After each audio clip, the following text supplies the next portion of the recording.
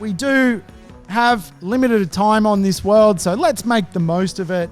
And certainly, I think let's get to the latter part of our life with a bucket load of money so we can live the full width of it, just not the length of it.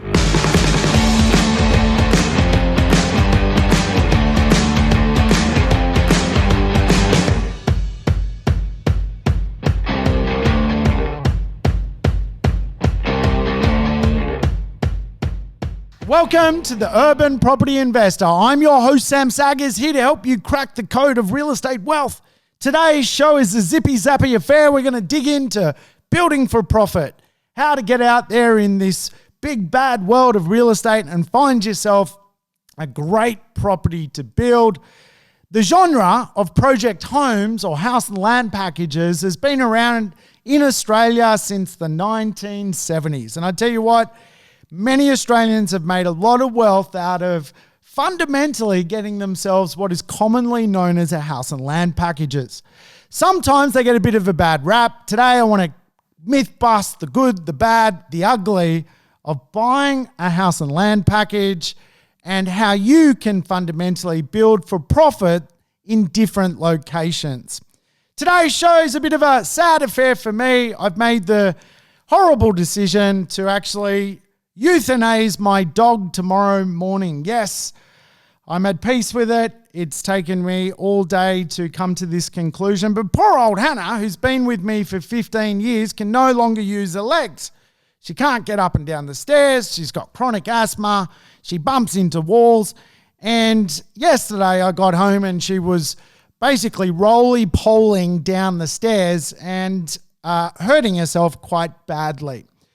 So for me, this morning has not been fun, and I don't want to be accused of not doing the tough episodes. Today is a tough episode for me emotionally, but real estate is something I'm ultra passionate about, so it certainly evens, I guess, out the way I'm feeling at the moment. But good old Hannah, she has been my favorite dog, and I've had a few. But Hannah has been with me for 15 years, so we're going to tribute this show to Hannah, the dog. By the way, when I had Hannah, I was basically dating a woman, and we dated in this like crazy relationship that was like, it was feisty, it was emotional, and it lasted for 4 days. On day 4, on the morning of day 4, we went out to Yaguna to the dog shelter, and we found Hannah. And by that afternoon, Hannah's mum had basically left me, and I have been with Hannah ever since.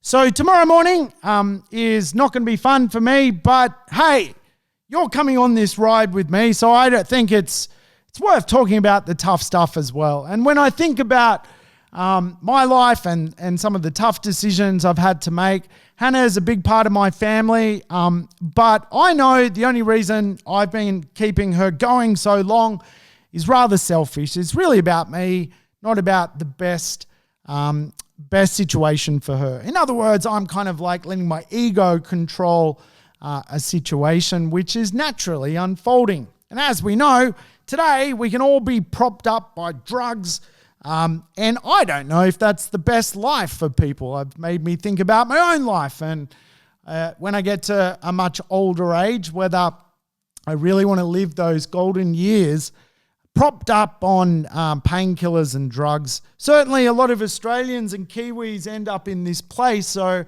I think property investment's really important. And I think the lesson of Hannah, the furry dog, is a lesson for us all, that we do have limited time on this world, so let's make the most of it. And certainly I think let's get to the latter part of our life with a bucket load of money so we can live the full width of it, just not the length of it. Today's show, Building for Profit. I am so sorry if I just depressed you. Don't be depressed. I'm not depressed. I'm at peace with it. Hannah's going to a better place. Let's kick off the show. Tell you what, when it comes to real estate, houses, of course, are an amazing way to create capital growth. And I think when you map out a portfolio, it is always so useful to put housing in it. It's not always possible just to build a portfolio of houses. And in some respects, apartments close to the city are great for rental returns. They can be absolute little cash cows. But houses, of course, are something which always tend to perform in the marketplace.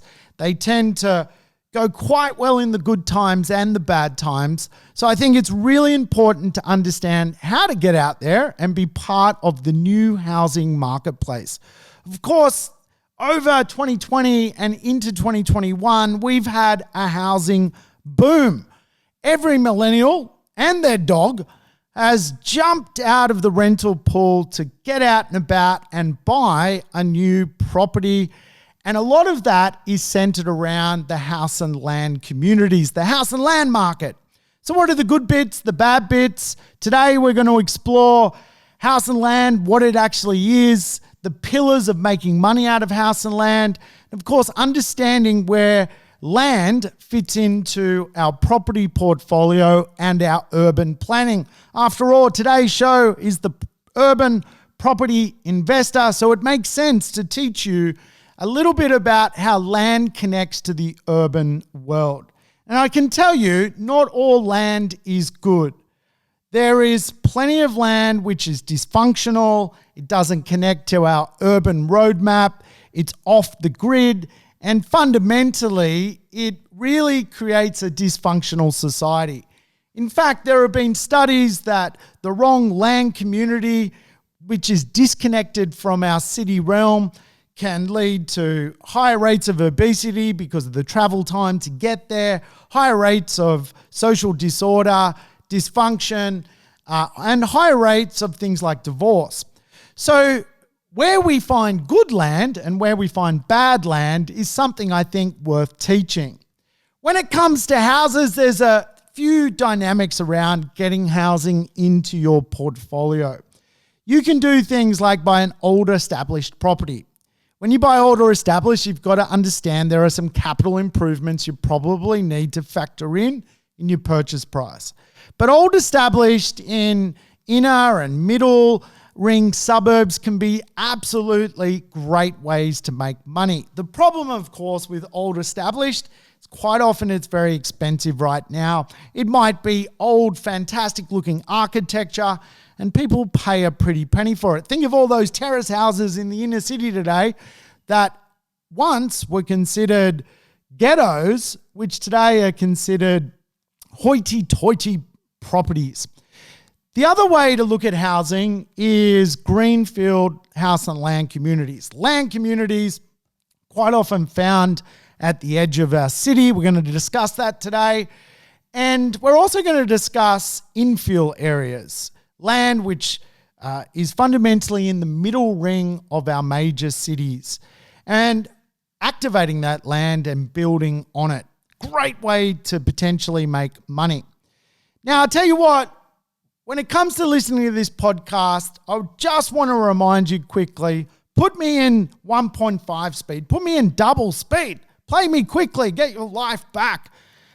You never know when you're going to get euthanized like my little Hannah. So I tell you what, today in our big cities, we kind of live in three different rings. The inner ring, the middle ring, and the outer ring. And in each area, there is housing. And in each area, that housing has different nuances to understand, to make sure that if you are buying on the city fringe, you know what you should be buying. If you are buying in the middle ring, you know what you're actually buying. Remember, the inner ring, inner urban, maybe up to 10 kilometers from the CBD, depending how big it is. The middle ring, maybe 10 to 25 kilometers, depending on the city. Sydney, much bigger, 10 to 40 kilometers. And the outer ring is fundamentally that, the edge of the city. And quite often, when we think about house and land, we do commonly think of the edge of the city. Remember, this genre of building house and land dates back a long time. In fact, as you drive out of cities, it's very common for you to unknowingly drive through former house and land communities that date back now 50 years. You go past them, they were land subdivisions, people built houses on them, and they might just have that little sort of look of a project home, but because they've aged and the street has grown old, all of a sudden you quite often think of them as established housing. But yes, once upon a time they were house and land communities. So the first type of house and land community is that urban edge community, sometimes known as greenfield. And really what I refer to in that is areas which were up until recently fundamentally farming areas. If you go to them, it's very possible even to see houses being built next to a cow or something like that. And that's just what is common in Australia. We still like this idea of urban sprawl, that people can get the great Australian dream. Even if they have to go 45 kilometres from the CBD, it is still available. And when you think of the urban edge prices of real estate today, the edge of Sydney, entry level, probably about $800,000 for a decent home. Edge of Brisbane, you can still shop around that $500,000 for a brand new home. And edge of Melbourne, really circa $600,000 for what would be a really good property to build.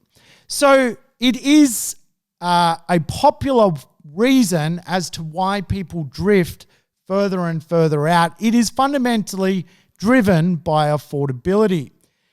Sometimes we label house and land edge communities drive until you qualify. In other words, get in the car and don't stop until you can fundamentally afford something.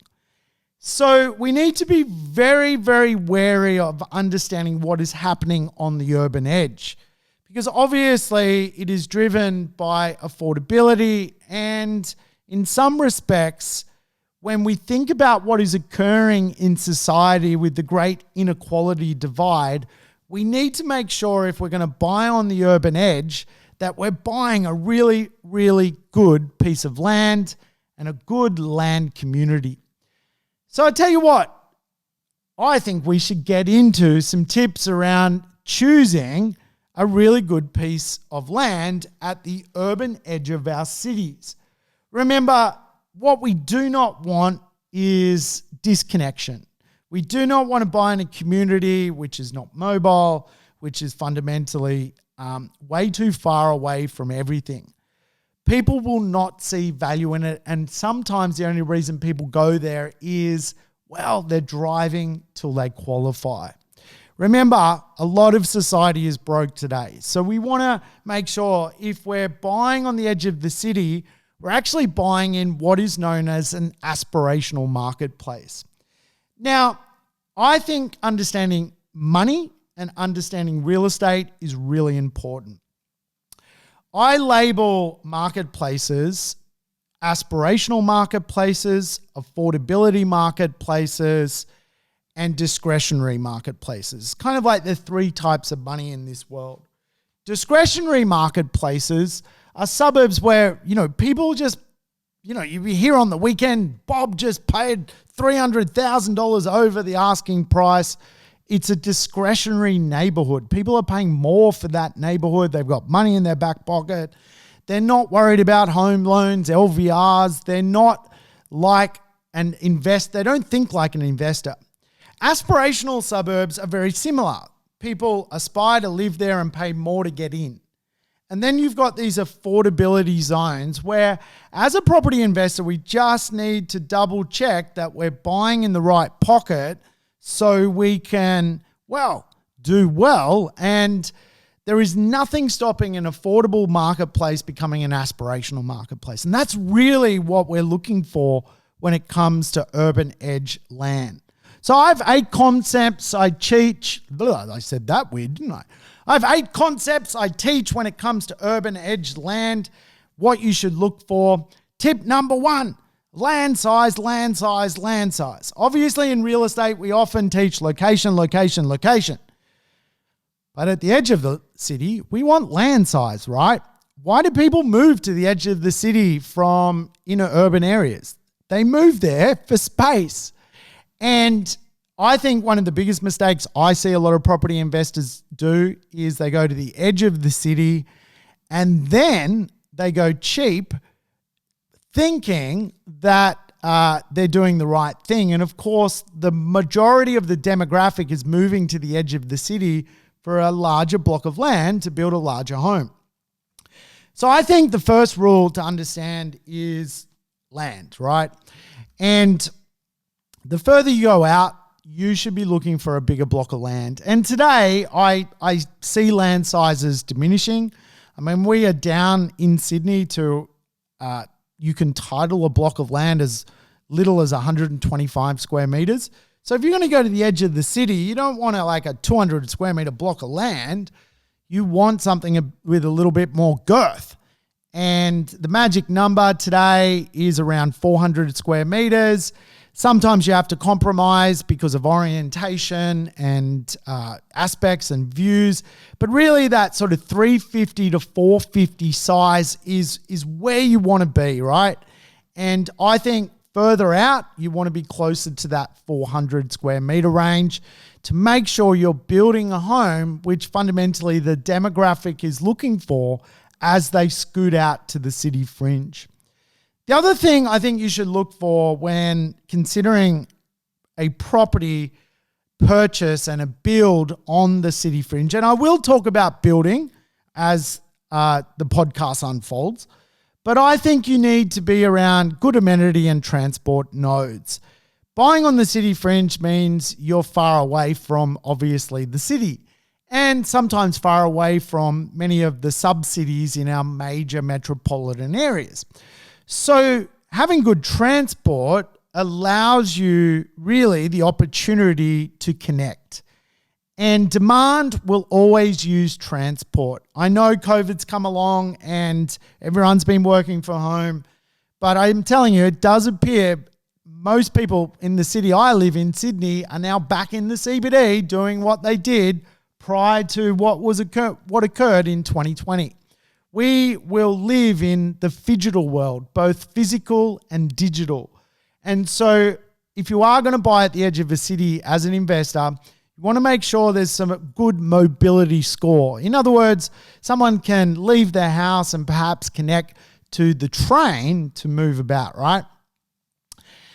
Other things you can look for when buying on the edge of the city is actually where the middle ring is. Now, I love doing this. In fact, there's a suburb in Melbourne called Greenvale where about 4 or 5 years ago, we found that suburb and just fell in love with it. It's right next to the airport in Melbourne. And back then, we were finding deals at like $480,000, but it was kind of considered the edge of Melbourne. And it was about 25 kilometers to the city. But what's so fascinating about Greenvale is you leave Greenvale and you enter Tullamarine and you're fundamentally in the middle ring of Melbourne. So when you can find a suburb which is fundamentally leaving the outer ring and becoming part of the middle ring, you start to find gold. And Greenvale is a good example. Greenvale today really should be part of the middle ring of Melbourne, whereas Mickleham is now the outer ring of the northern part of Melbourne. And it does actually extend even further. But when we think of the edge of the city, if we can find the edge and see it's getting swallowed, and now there is places even further and further afield compared to where we're looking, you know that your outer ring area, which you're maybe paying an outer ring price for, is actually being converted to the middle ring. This is where the arbitrage of value comes into place, because obviously people will pay more for the middle ring than the outer ring. And in Greenvale's case, 5 years later, a $500,000 property is now $750, $850. You probably can sneak in one for like $730, but it's gone up hundreds of thousands of dollars. Why? Because people now have to go further than Greenvale to find a house and land community. So if you want to make money out of this stuff, you've got to start to think how the society forms around it. First formation, how society forms of outer ring land communities, is size. They want a good block of land. Second thing is they want to feel connected. They want to be able to drive somewhere quite quickly. They want to be able to travel fairly quickly as well. So in Greenvale's case, it was right on the freeway, right next to the airport. So it's quite a quick commute using the road system of Melbourne. And it obviously got swallowed by the middle ring, and now there's places further and further out. Instead of today that you can buy for $500,000 there, Greenvale, 25 kilometres north of the CBD, next to Melbourne Airport, you have to go further and further. Another 5, 7, 8 kilometres further, and you will find really the start of the edge of the outer ring. So there are some tips here, right? I hope you're getting it. If we're going to buy land, we've got to, we can't just, throw a dart at the dartboard, because there's plenty of weird cow paddocks with houses on it. And we don't want a weird cow paddock with a house on it.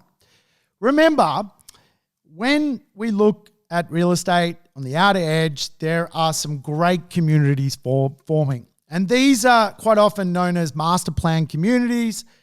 And I think the better name for a master plan community is an aspirational community. Remember, 3 forms of money in real estate: aspirational, discretionary, and affordability. When we buy real estate in the affordability zone, we have to be very, very careful that it is not going to go backwards, it's going to go forwards. Beneath affordability is the inequality marketplace. And quite often on the urban edge, some land communities will go backwards and fall into inequality. Lots of tenants, you drive through them and you see like the kid sitting in the garage on the sofa smoking a bong. You're like, what the hell is going on? What's this community about? There's bong smokers in the garage. Instead of going through an aspirational community, a master plan community, and seeing great streetscapes, beautiful houses, a mixed design of covenants, big houses, smaller houses, double-story houses, single-story houses, underground power lines, beautiful green space, lots of trees.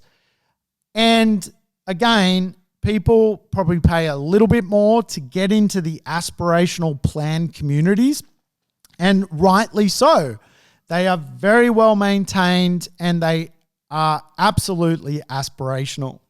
So I absolutely think people can make money, and I've seen people make so much money going out to the urban edge of cities and buying land that is absolutely on its way to becoming an aspirational community. Remember, when it comes to land communities, they are all about population hotspots. That's the purpose of them. The Australian government has a business plan. By mid-century, it wants 40 million people. Those people have to live somewhere. And the great Australian dream is to live in a house. And when you think about that, that means land has to open up, because you fundamentally will struggle to build more housing in old established communities. And we will get to the old established communities and building as well, because that in itself is absolutely very profitable for many property investors. Remember, land or planned land at the urban edge of our cities is quite often something that big publicly listed companies offer in cooperation with state governments. They almost identify where they can house 20, 30, 50,000 people and get set, going to work, building these communities. So when it comes to the idea of buying in a planned land community or an urban edge community, you want to make sure it is part of the town plan and the population growth of those cities. And that's quite often you'll see those areas start to get better services and better roads and better rail line networks sent to them, and they start to become very successful. Again, if you're going to put 20,000 people on the edge of the city and then you do not offer them the train, well, you're going to start to see that the traffic jams in that local community alone will be horrendous. People will be stuck for 30 to 40 minutes just leaving their suburb before they even find the freeway to connect to commerce around, obviously, the moving parts of the city.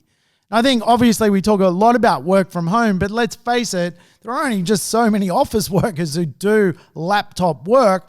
There are all sorts of logistic businesses across our big cities which require people to do all sorts of jobs. When it comes to choosing a house and land community, I'm a big believer that you must have a good level of open space, parks, trees, walking tracks, and playgrounds. Again, there are some house and land communities where you go to them and you cannot find a tree. You're like, where's the tree? How hot are those communities on a hot summer's day when there's no shade?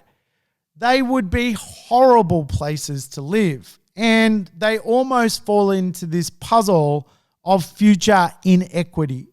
However, some land communities at the edge of our cities are building the most spectacular parklands and bike tracks and mountain biking tracks and marinas and playgrounds. And you just know owning real estate in those suburbs will actually evolve to being very aspirational into the future, as the green space will provide for future growth. People will pay more to live near space and parks and walkways and lakes and marinas. And knowing there's a tree count in those neighborhoods absolutely means future gold. And as I say, people going from the affordable belt to the aspirational belt, not from the affordable belt to the inequality belt. We want to move our real estate up the chain. And quite often that means even when we do buy an aspirational suburb, it can become a discretionary suburb. It can become a discretionary belt. The suburb itself gets hijacked by discretionary money and people pay bucket loads for it. And right now you're probably seeing that in the middle ring of our suburbs around our major capital cities. Those suburbs are skyrocketing in value because they're being hijacked by people with a bucket load of money. So remember, we've got money which is connected to society, inequality money. We've got aspirational money. We've got discretionary money, and we've got affordability money. When it comes to going to the edge of the city, we're going to have to buy affordability. That's why we also want to make sure we've got a really good property, one of the better houses in that neighborhood, so we don't pick up the inequality tenant. When you think about people living on the edge of the city, they are usually doing it as tenants because they're struggling to make ends meet. So if you buy a weird small house on the edge of the city, you're going to get a weird tenant. However, if you buy a beautiful big family home on the edge of the city, quite often you even get tenants who are other people looking to move to that neighborhood and potentially even building a house themselves. The seventh thing to consider when it comes to house and land, urban edge communities, urban sprawl, is walkability. Yeah, it seems crazy to think so, right? Walkability. When we often think of walkability, we think of perhaps suburbs which are close to the city, which are literally walkable, delightful neighborhoods. When you think of the best suburb in Australia, that gets the highest walk score, usually it's Fitzroy in Melbourne. It scores like 99 out of 100. And it's got so many things to do when it comes to walking. However, when we think of land communities, we quite often discard the idea that anyone will walk. In other words, most people will use their car to get about. But hang on a minute, there are some great land communities where you can walk, where you can absolutely get out of your house, grab your kids, put them on bicycles, you walk alongside them if they're little tackers, and walk to the local town centre, the local shops. And when you think about how Australians and Kiwis grew up, we grew up, using a Kiwi term, walking to the dairy. We walked to the local grocery shop. That was part of the suburban fabric of society. And absolutely, you can find land communities and great house and land deals where you can still walk to that atmosphere. You're walkable to the park. You're walkable to the shops. You can grab your cricket bat and cricket ball and go walk down to the playground and have a game. You know, this is what these communities need to be about. And many of them are absolutely that. However, a lot of investors just get this idea that they should go out and buy a house and land package without really factoring in the behavioral logic around what actually that area has to offer for its residents. The better the amenity for residents, the better the walkability, the better the price your real estate's going to be into the future. Remember, land communities which are isolated, which you simply have to drive to qualify, which absolutely have no amenity, nothing really going for them, will probably fall into the inequality zone. We want to pop out the other side, the aspirational zone.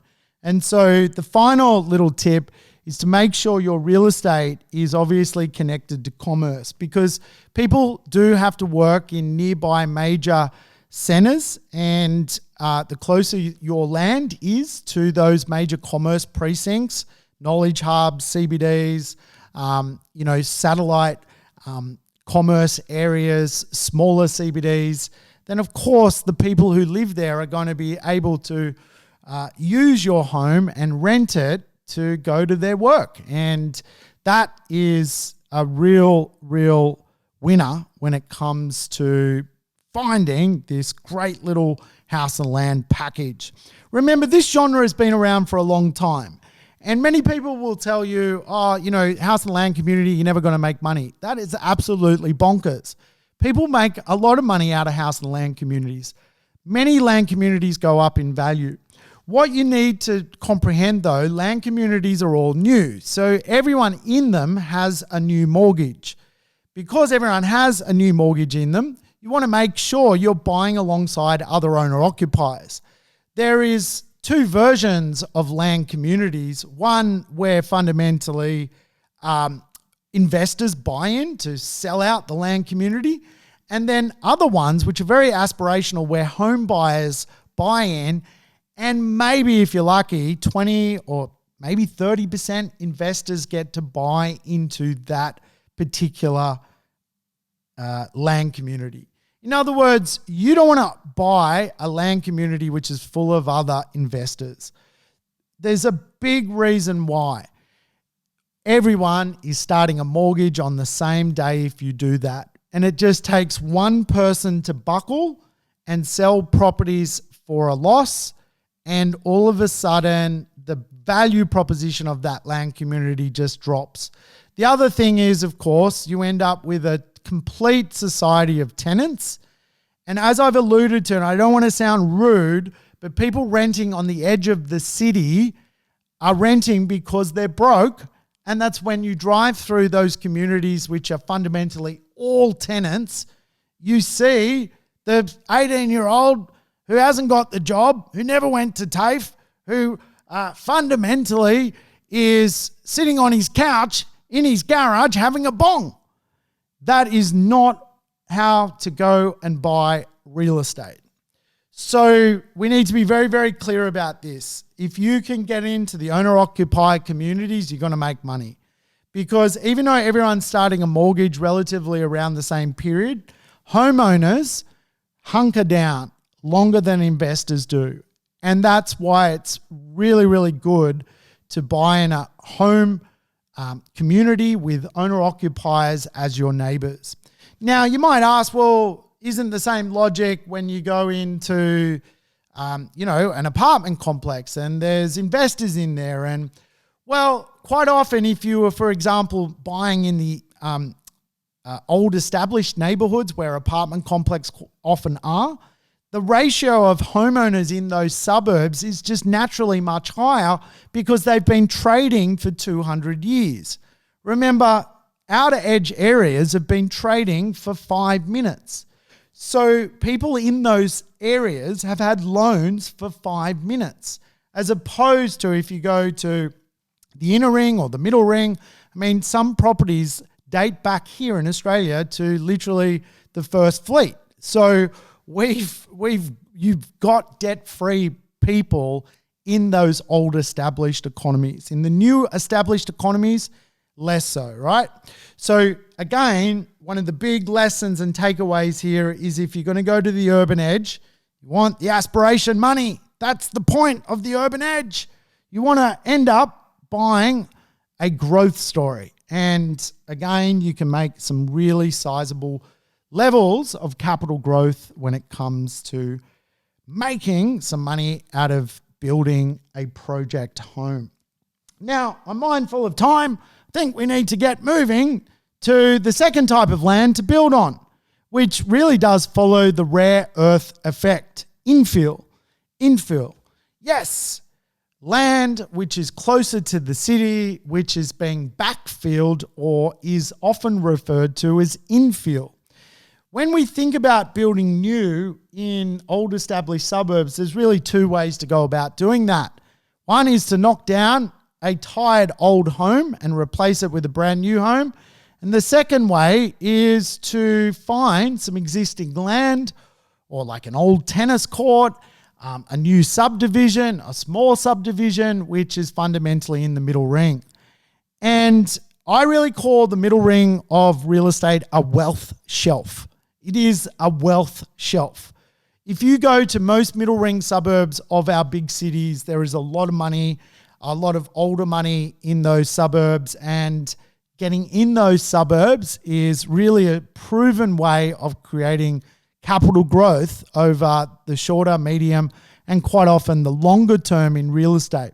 Remember, infill is often done in $1 million suburbs where you find some dirt to build on.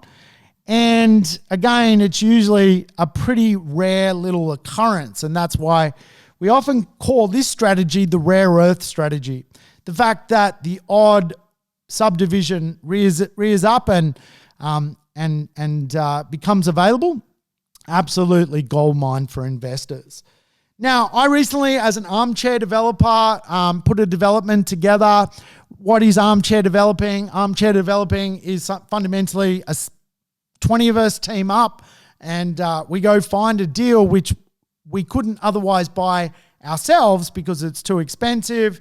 And then we fundamentally create, obviously, a bit of a speculation by creating a highest and better use for that deal and trying to make money as a developer. Now, recently, I found some land in inner Brisbane and was able to put together 32 blocks of land, which formed a small little subdivision 11 kilometres from Brisbane CBD. Those land lots, obviously, were very popular with locals and many investors and people in the joint venture alike. Because how often do you find 32 blocks of land 11 kilometres from Brisbane CBD that are flat, that you can absolutely build on? And really, probably Brisbane still to this day is what I would call the last major urban area on the eastern seaboard as a CBD or as a major city where there's little bits of land which you can get your hands on, which is fast disappearing when it comes to building in the middle ring, infill. Very, very difficult in Sydney, very, very difficult in Melbourne. In Melbourne and Sydney, you would have to typically knock down and rebuild. In Brisbane, you can knock down and rebuild, or you can find something that's pretty rare, but it's still out there. Even though it's the rare earth strategy, you can still find little pieces of it. And I tell you what, as a buy and hold strategy for many people, it is such a powerful strategy.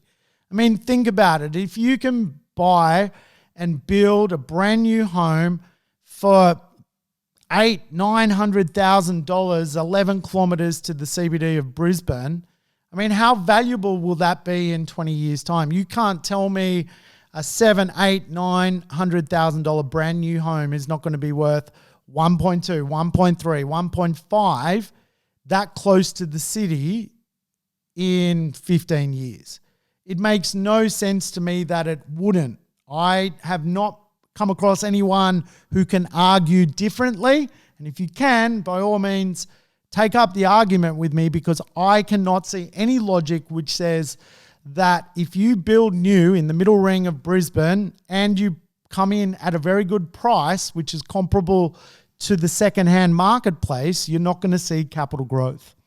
So I tell you what, when it comes to infill, you've got to think local. Remember, the outer edge is all about understanding if the area is going to become aspirational, understanding that there is a good level of mobility, understanding that we want a big block of land.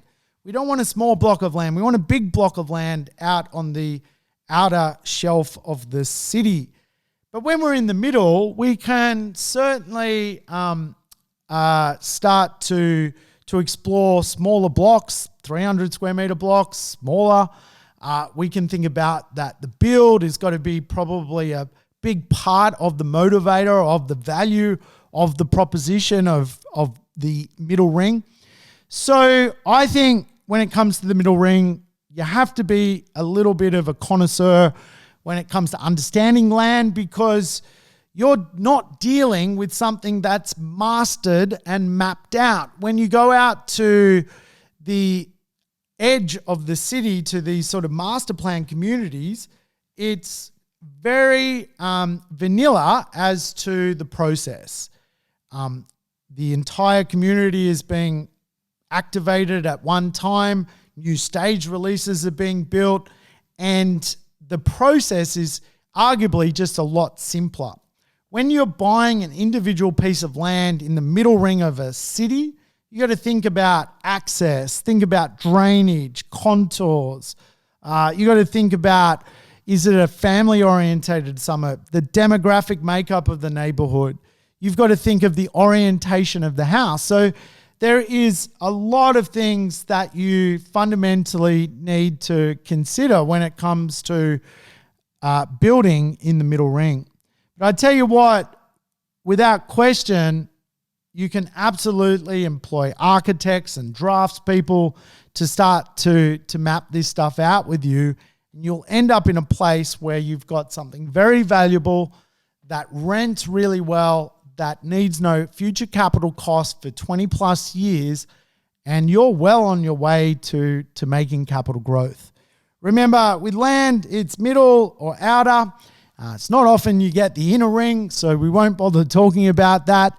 But I do believe there is a bit of a science when it comes to making money out of building and activating some land and doing what is commonly known as a knockdown rebuild or a house and land package. I think the first thing to consider is that build costs also tend to go up. So quite often we can make money by understanding that the future of housing is going to inflate when it comes to the cost to build. And if we own something that is going to have around a 20-year lifespan without putting extra capital costs in to prop it up, And of course, capital costs, are really heavily intensive on dying stock, dysfunctional stock, stock which needs to be demolished, needs a lot of capital. You need to spend money to keep it alive. However, obviously, brand new real estate today has got a really good lifespan. It's got 20 years really before you need to worry about it. And then your capital costs will start. So knowing that for the next 20 odd years, you've got something where fundamentally, you'll have, the odd repair and maintenance, but it won't depreciate to the point where you've got to chuck hundreds of thousands of dollars at it, means that you sit in the new section of the property marketplace.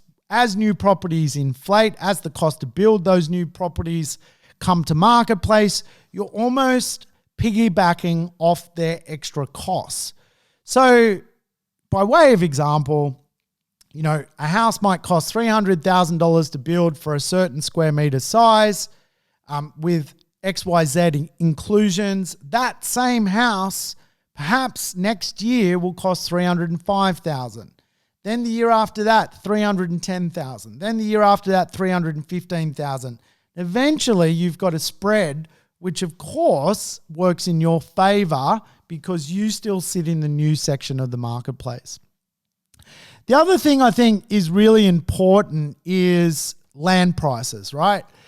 In middle ring neighborhoods, there isn't a shortage of available land, and hence usually it comes at a premium. When we think about going to the outer communities, quite often we think, well, those communities, land is abundant.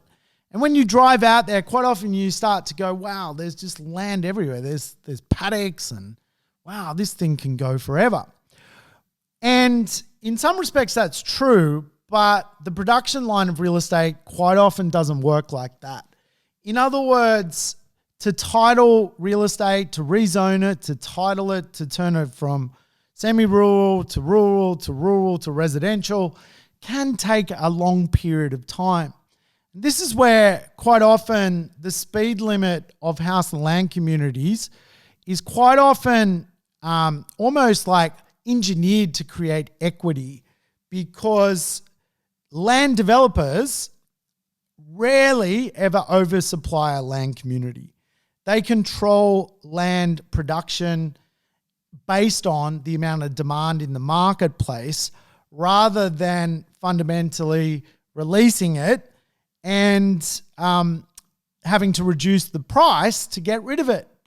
They fundamentally work it like this. They will wait till there's 30 buyers who have inquired that are absolutely ready to buy as home buyers in a neighborhood. Then they release the land. They do not release the land, then find the buyers. So it is an interesting dynamic when compared quite often to many other parts of the marketplace. It is kind of manufactured in a way which virtually does push up land prices. And again, as communities tend to disappear and become more accepted to the middle mainstream, their prices and stages tend to climb in value. And quite often in a land community at the urban edge, you might have 20 land releases, and from stage 1 to stage 20, you can see incremental increases of like $5,000 a stage. And of course, by the time the last stage comes around, some 4 years after the first stage, prices have risen. And of course, people are making equity if they got into those communities early in the piece, simply by watching the publicly listed companies manipulate the equity in those particular land communities. And again, if they put the right amenity in and the right look and feel and it's a right community, people will pay for it. And in some respects, there's early adopters who get a better price. And then there's people who like to know the schools are in place and the parklands are working and there is a community there, and they come in at the later stages and pay a premium, but they're cool with that as well because they're home buyers. As an investor, we want to position ourselves so we can go for that ride and get that capital growth.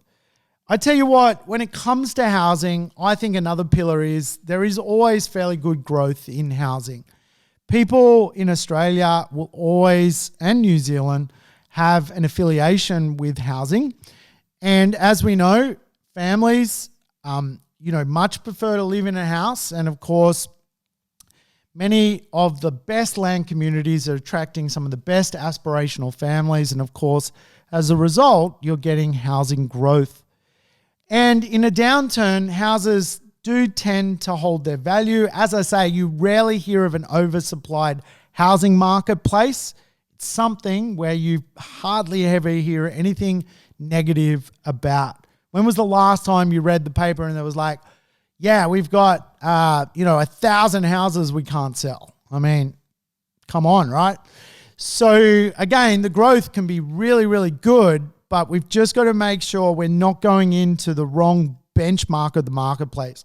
We're not going into a heavily investor-orientated neighborhood where really we've got, Joe and his bong in the garage. So what we want when we buy in a new house, we don't want to necessarily overcapitalize and be the best, but we certainly don't want to undercapitalize and be the worst. We want to be in the middle, right? And that quite often means in established communities in the middle ring and in the outer ring, we're fundamentally sitting in a sweet spot where we get lifted up by the better homes. The worst homes, as I say, I think particularly even at the urban edge, you don't want a small home because people move there for space. Owner-occupiers move there for space. Maybe great for a tenant, but we don't want to position our assets to the tenant market. We want to position our assets to the capital growth marketplace. The cool thing about buying land and then building as well is you get some stamp duty concessions here in Australia. You're obviously just paying on the land component as opposed to the complete package component, which is awesome. You obviously still get some great depreciation benefits. And, quite often, if you are building, you can capitalize your holding costs. So there's some great ways to get into the housing marketplace in Australia. And I think many property investors need to own some houses in their portfolio. I personally don't think you only need houses in your portfolio because some of the rental returns closer to the city and smaller dwellings can be fantastic for later in life when you want to live off income. However, some great growth to build your foundation can come from the housing marketplace. And without question, I think there is a bit of a science around building and designing a nice home which is going to catch the wave of capital growth. Now, I would encourage you to listen to my Secret Language of Real Estate podcast. Go back I don't know how many podcasts, 20 podcasts, and you know what? You'll hear about what motivates the psychology of home buyers when it comes to understanding, what they look for in builds and why they end up paying a lot of money down the track. So when you design your home, you can design something which is going to inspire people.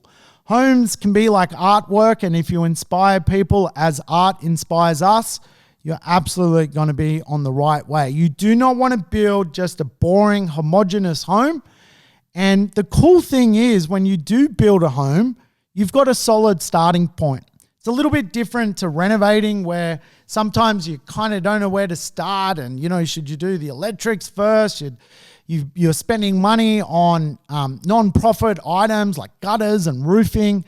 When it comes to knock-down rebuild or even building from the beginning, you've got a solid starting point. So you can absolutely price it up to the dollar and put together a contract with a builder which fundamentally meets the brief. And I think that's probably the best thing about building is home buyers today want great layouts and designs. They want light interiors, functional kitchens, designer bathrooms, great outdoor areas. They want great decking. They want smart homes. They want low maintenance homes. And brand new homes absolutely allow people to get this kind of sweet spot of what they want to own, right?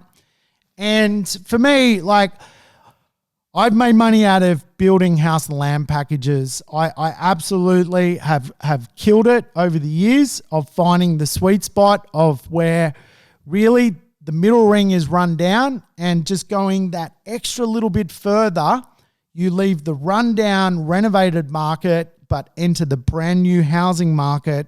And it's only 5 kilometers from the rundown market. And all of a sudden you see this big shift that people go, you know what? I don't want to buy a weird old home and try and convert it from a 1 bathroom to a 3 bathroom. I just want to go and design a really good property. And that is absolutely the benefit of building, because if you don't rush into it and you think through it, you're going to end up in a place which is incredibly, incredibly valuable into the future. When you're putting your build terms together, you do, however, want to keep the builder accountable. And quite often in the industry, we call it liquidated damages. If the build is not built on time, the builder needs to pay you for the inconvenience of holding that land and paying a mortgage on it whilst they are building on your land.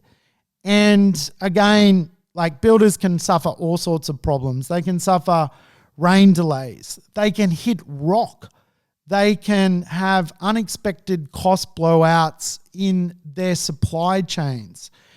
You do not want them passing all of those extra burdens onto you. And so quite often you need to understand a little bit of contract law so you can give the builder some reassurance that you're not going to try and, I guess, pin them down to something which is not commercially viable, but pinning them down to something where you don't end up paying for their slackness is really the best thing you can do. And again, quite often, too many property investors sign up to the wrong house and land or wrong build contract, end up in a place where they've lost the builder's disappeared, builds don't get done on time. It takes years to build a home instead of weeks. And of course, you do end up hearing some of these construction delay horror stories which occur out in the marketplace. Certainly happened to me. I've got the lashes on the back. I understand it. And without question, I know now that, you want some watertight contracts when you enter into a really good build. I really love new builds because you end up with a structural warranty, a modern look, a very functional home. You can add sustainability features and you can create smart homes. And smart homes, in my view, is very much the future of real estate. Hey, thanks so much for listening. I hope you enjoyed the show. Thanks for taking the time to listen to my podcast. I really appreciate everyone listening. I know you could be doing anything with your time today, and you've chosen to spend that with me. I'm eternally grateful for your earballs. Hey, if you feel like leaving me a review or maybe reviewing Hannah the dog, say, we love you, Hannah, we miss you. Hey, whack it on my iTunes, whack it on the podcast. Thanks for your time. I will catch you soon on the next installment of the Urban Property Investor.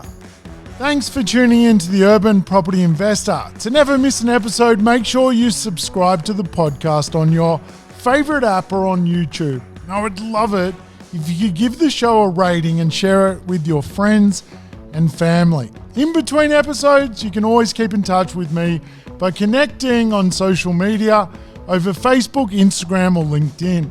Until we meet again on the next episode of the Urban Property Investor, take care and bye for now.